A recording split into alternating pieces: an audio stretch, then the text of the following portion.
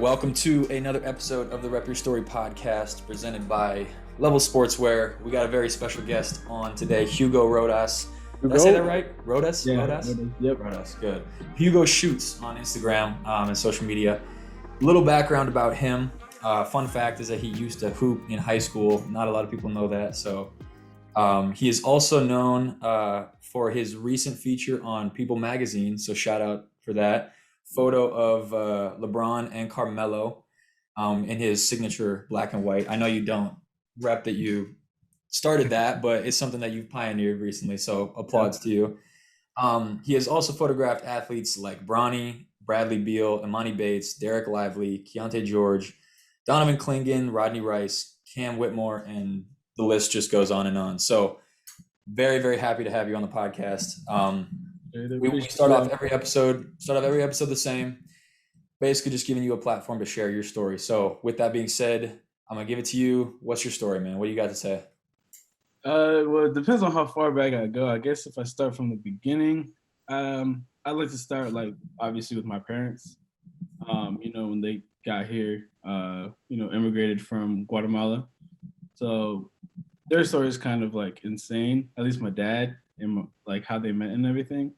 So my dad used to work. So when he first got here, he came in with one of my uncles, and also his uncle. It was taking care of him, but he was traveling everywhere. He was just trying to bounce around, trying to get some money. So for my dad, he really started from the bottom. He bounced from Guatemala from when he first entered in Texas, went straight to Canada, no stops, just went straight to Canada. Funny enough, he got his citizenship there. So his first citizenship ever was in Guatemala. I mean, Canada. Obviously, but it was in Yeah. And then out there, I think he was up there for about a couple years, maybe 5, I'm gonna say. And he started to trickle down the East Coast to find a place to stay, a good job, and just overall just a hardworking, man. I think he entered here when he was 16.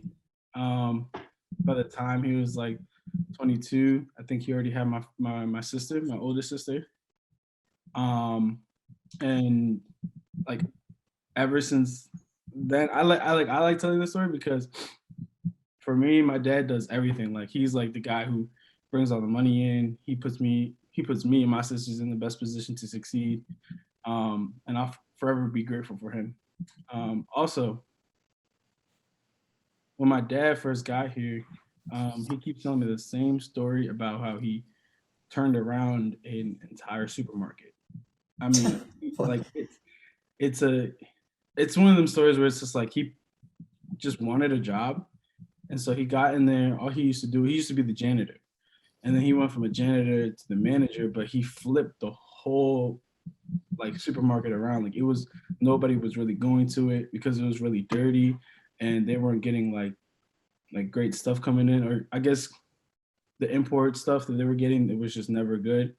And my dad just tells me a small story that he always turned it around, and everything is all because of him.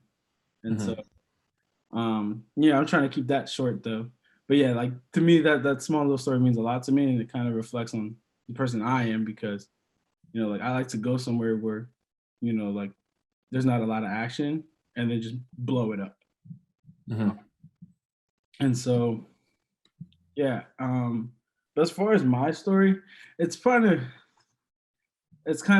weird because I'm the youngest child out of the 4 of us. So I have three older sisters. So I went to Parkland Middle School, which was probably the furthest middle school I could have gone to besides Argyle or Lorderman. Anyway, that's where I fell in love with basketball because at the time, when I was younger, my dad introduced me to basketball, but it was through watching games and stuff. So we would watch the Suns. The Suns is that's my team, right? Yep. When I was really, really young, I'm talking 3, 4, 5 years old. I knew what basketball was, but I wasn't really in tune. The only person I knew that existed was Steve Nash and Kobe Bryant. Like that was it. Like those were the two guys that I really cared about. And at the time, I think Steve Nash, he went back to back MVPs. And so in my little head, I was just like, that's the best player in the world. Like And one of them was beating out Kobe, right? yeah. Yeah. But yeah. So then obviously fast forward to now, you can obviously see that, you know, I'm a huge fan. Huge fan. Suns in 4, baby. I was really preaching that for so long. When we went 2-0 against the Bucks, I was really screaming that. Yeah. And So how'd you pick up a camera? Walk us through that. so let's fast forward to high school. I'm at Wheaton High School, and it's my junior year. Obviously I told you I was playing basketball, but as soon as I made the varsity squad, I think it was like the second practice afterwards, I was running a little late, so I knew I had to prove myself just a little bit more because obviously my height and just like, I guess for me, it was like I was the underdog out of everybody there. So I felt like I had to do a little bit more. So I was going a little extra hard in practice, and I was doing well. I went in for a blocked the shot, but came down on the guy's foot, and my ankle snapped out and then in and then out one more time, and it broke. Like everything, like I had a whole bunch of torn ligaments and stuff. And so that took me out for the whole season. But like I said, I fell in love with basketball. So like it wasn't just like playing basketball. Like I fell in love with the culture. I fell in love with everything. So I wanted to figure out a way to get back on the court. And so when I was going through like my physical therapies and stuff, they were telling me it wasn't looking good. Like I might not be able to go back to any like sports or anything. So I was devastated, but I still wanted to figure out how can I get on the court. Senior year came around, and I was following this guy. At the time, he was just a guy. I was following this guy named Xan Shot You. And, you know, like I just was like blown away by his work because I always seen like photographs on like like Slam, Complex and all the other stuff. Like, but I never seen work like his. And it was really creative, and it was like, it was just new. So I was like, dang, like I kind of want to do that. I picked up a camera thanks to my sister who does like lifestyle photography. So she didn't have like a crazy camera. It was just a normal camera. Picked up her camera, went to my first high school game, senior year, and I shot it. And then from there, I just kept following my team, but I would take care of both teams. So like I'll shoot for my school, Wheaton, and then I'll take care of Blake, or like I'll take care of Kennedy, whatever the case may be. So what happened was, now in Montgomery County, everybody was asking for photos like, yo, can you come to my game? Can you come to my game? And then that's kind of how it built up. Like, so yeah. What was that first camera? You remember? It was, let me get You still got it. Yeah, of course. You better frame that. Keep it. Oh no, it's already framed. Okay, good. Box for it. It is a Rebel T76. If the camera's gonna pick it up. Okay. Yeah, a Rebel T7. How long did that last you? Actually not that long. And it was thanks to the PYBL. At where? The PYBL. Okay, they got you hooked up with another one? Nah. So it was just like the money that I made from it. So the PYBL, this is fast forward almost a year, like after COVID. Mm-hmm. It's actually funny because the way that it happened was I went to go shoot this guy named Jason Clark, right? And it was like a week before the PYBO. I was shooting this guy, Jason Clark, at their event. And I had no idea that, you know, like that was the event. I just saw a whole bunch of players that I seen on my Instagram, but I was like, oh, I'm only here for one guy. And so I started shooting Jason, and the guy, I think he runs like the Huddle brand, if I remember them. Mm-hmm. So I guess the guy who runs them, he was telling me to leave. He was like, no, you can't shoot this game, da da da da da. I'm like, why? Like, I'm shooting one player and it's like not gonna affect you. And so I kind of just was like, why can't I shoot? Why can't I shoot? And I just kept bugging him. Basically, finally got to it. He was just like, fine, I'll leave you alone, but we gotta talk afterwards. I was like, okay, you can talk afterwards. Like, that's cool.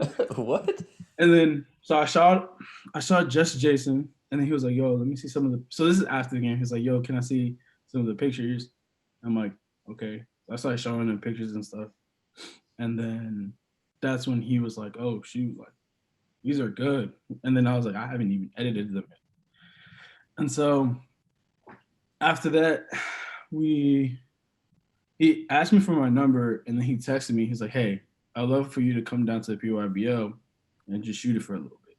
And I was like, I had no idea what the PYBL is. So I'm on Instagram, I'm looking up the PYBL, and then they're advertising it as like top 150 players in the DMV. And I'm like, how am I going to say no to this? So then I pull up, and I absolutely dominate the whole event. Like, I don't know if you were around for that time, but that was when I really became like Hugo Shoots, because I shot, I think, 130 players out of the 150. Like, I took care of everybody. And those like other players that like didn't play, I'm pretty sure like they weren't there, because I'm pretty like I'm always in tune with that kind of stuff. Like, I want to capture every single player. Like, I have a photo of every single player in the DMV. They just don't know it. But yeah. And then afterwards, obviously on Instagram, it took me about like 2 weeks to flip the photos, but the payoff was good because I started getting a lot of followers and a lot of reposts. And then this is when my account went from like, I think like 130 something to like 400 in like a day. I was like, well, okay, I think I can do this. Right. And then I just kept going. So Hugo, a lot of people I say now, like becoming a photographer and videographer at like a younger age is definitely like a more popular thing than it used to be. Yeah. But I think a lot of people get into it and don't like understand the grind and don't understand the time and the effort and everything. Is that your story from your dad growing up, working and everything? Is that like everything that led to you being able to handle like all the stuff that this job throws at you and being able to really like tap into what you need to do to get things done? Yeah, I think so, because I didn't really touch into how connected I am with my dad. And part of it is like I used to work with my dad, and my dad's new job, like he's a construction worker. So like the way that they get down, like it's sorry, just the light turned off on me. It's a real grind how my dad gets his money. I'm talking, it could be 150 degrees and my dad will still go out there and work. You know what I mean? Like in the hot. So yeah, like I think in a way that sort of like growing up with him and working with him, it kind of did give me that how would I describe that? Like, I guess that chip on my shoulder, like, okay, like I can do that. So anything that gets thrown at me, I can accomplish it. Because it was very overwhelming. And to take care or to have that status of 150 top, like the top 150 players, it almost like it intimidated me, because like I was like, oh shoot, what if I mess up? Like, what if my photos aren't up to par for them? So there was a whole bunch of stuff that was going through my head. But also, like, 2 weeks is a long time to edit photos, and I'm talking I'm on the screen at least 5 hours a day. But this is like very early on. Like, I didn't know how to handle that kind of stuff. Now I think I can do it again, but obviously in less time. But before, the grind was insane. Yeah, it's tough for sure. So what advice would you give to the kid that's just picking up a camera today? Knowing what you know now, like the route that you took, what would be the best thing that they could do for themselves? Is it like watch a ton of YouTube videos? Is it just go shoot? Is it a specific camera? Honestly, equipment is not everything. I mean, a lot of people will tell you that it is, or you might feel like it, but as long as you shoot raw and you take care of everybody, that's gonna make you last forever. Mm-hmm. And I've seen that. I'm seeing it happen right now. Like, to a couple of photographers, they're just in it for the hype, and then they're gone. Like, they'll go out of state to go get like a crazy game. They'll get that small bit of hype, and then that's it. But my thing is like, I'm starting to transition into more personal connections with like people I photograph, because when I photograph them, I'm almost looking for their story. I'm almost looking for their why. You know what I mean? Mm-hmm. I have a perfect example of like, hold on, what's his? I honestly I just forgot his name. He's on Mervo. I forgot his name, but he's number 3. Mm-hmm. So at the Mervo game, a teammate of his, number 7, he got I think he just fell pretty awkwardly, and he was out cold for a very long time. And I was talking to number 3 in the locker room, how like that was like one of his best friends and stuff, and how he was really praying hard that everything was okay. And so I had no idea, I had no idea who this guy was, but I took the time to talk about, like what that person meant to him. And when I photographed him like moments later, the photograph that I took was it was insane. It was him with his head down, and he was like, just praying. And it looked like he was just praying, but he looked so like defeated. And he was isolated. It was just him. And so when I took that image, to me, that meant a little bit more than, the other photographs that I take. But yeah, another example is Rob Dillingham. I think when I first photographed him, he was like the flashiest dude on the court, and everybody wanted to get a specific image of him, like walking out of the huddle at the beginning of the game. And my perspective was different because, like, players like that, I feel like some of them get annoyed that there's always a camera in their face. You know what I mean? Mm-hmm. So I decided to take it from behind him, and that way I can capture him obviously walking out of the huddle, or during warm-ups or whatever, and also all the people that are photographing him. So when I took it, I was like, yeah, this is the one. But I waited forever to post it because I wanted to get close with Rob. I wanted to talk to him for a little bit because I didn't know him yet. Like I just snapped that picture and moved on. But I told myself I don't want to like post these pictures, especially if I don't know you. Right. Most of the pictures I do post, I either talk to the player or have some kind of connection with them. But yeah. Yeah, Right. it seems. I mean, obviously, you have a lot of nice action shots and people playing, but there seems to definitely be a separation between you and other people, at least in the area of capturing emotion outside of just like a guy playing. Where did you get the idea? Again, Brandon mentioned this earlier.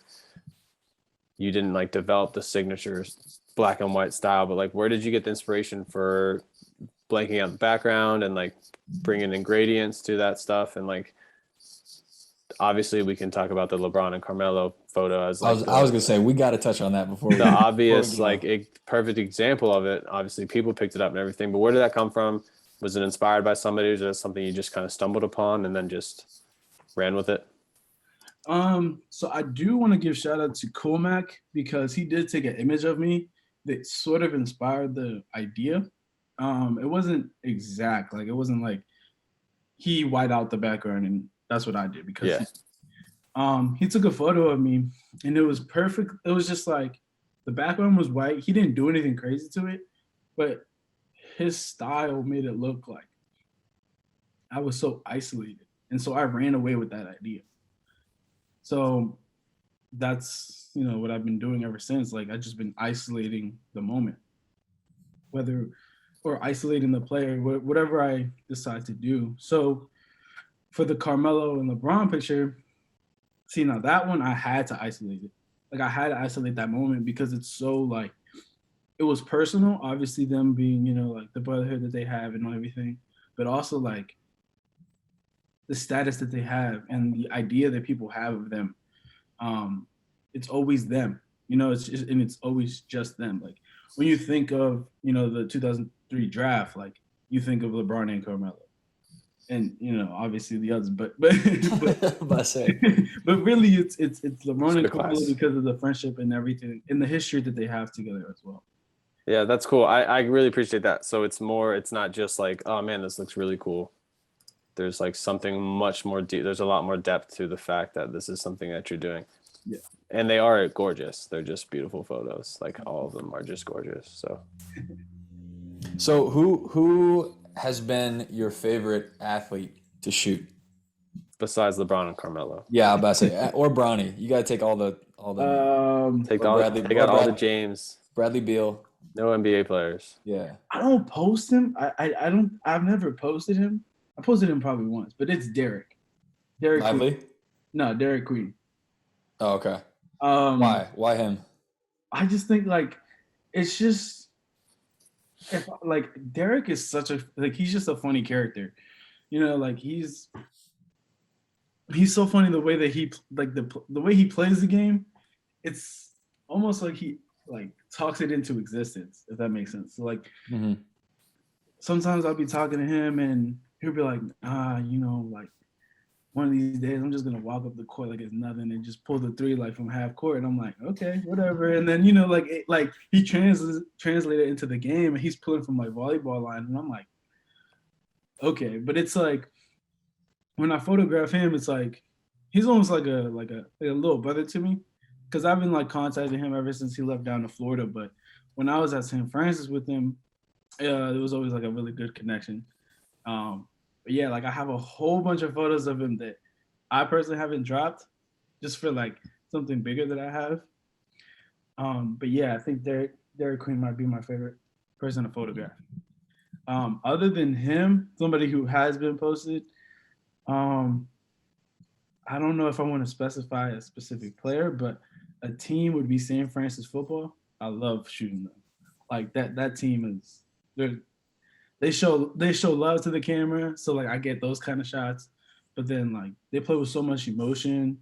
And they always play like they have something to prove. Like even though they're already a top ranked program in the country, they still play like they have more and more and more. Something like there's just something on their shoulder that they feel like they have to prove to whoever. So yeah, I love photographing them too. Right. So we're gonna try and keep these nice and short. So appreciate your time. Before we go, obviously want to let you get a chance to throw some shout outs in. Is there anybody you want to shout out? Is there anywhere people can follow you? Anything like that? People Magazine. Yeah, right. Have we mentioned that enough for you? That's probably like the fifth time we mentioned it. Yeah. We'll probably do it again, but yeah, People Magazine. Who else? It'll be in the bio. Yeah. I do want to personally shout out Coach Sam, or the director of Team Mello. I think without him and the whole Team Mello organization, I don't think I'd be in the position I'm in today. So That's I do what's up. give him a huge shout out and a personal shout out to Coach Sam. I want to give a huge shout out to, you know, Xan and his parents. Yes. You know, I think, you know, a lot of people know that story already. Right. I personally, sometimes I don't want to touch into it because I get a little emotional. But another person, I want to shout out Kent, because Kent's been my right hand man as well throughout this whole like photography and you know, media experience. So yeah, you know, I ended on that. Perfect. Real quick, are you sticking with the black and white, or are you moving on to a new theme? Because I saw you posted recently. Can we get like a little insight about what that new theme is? Or are we keeping it a secret? Keeping it a secret? I think I'm just gonna be transitioning into more like film stuff. So Okay. Cool. Like film as in video, or film as in film camera? Film video. So those kind of shots, those cinematic looking shots. I'm gonna be transitioning into more of those kind of stuff, because I feel like I've done the creative, I've done, you know, the black and white, and now I feel like there's just like this other side of me that just wants to tackle the other side of photography / videography, I guess. Sweet. Well, hey man, we really appreciate you taking the time. We both follow you. Level Sportswear loves you, follows you. Thank you so much for everything, and take it easy. Thank you so much. Good luck with everything, man. We'll see you around.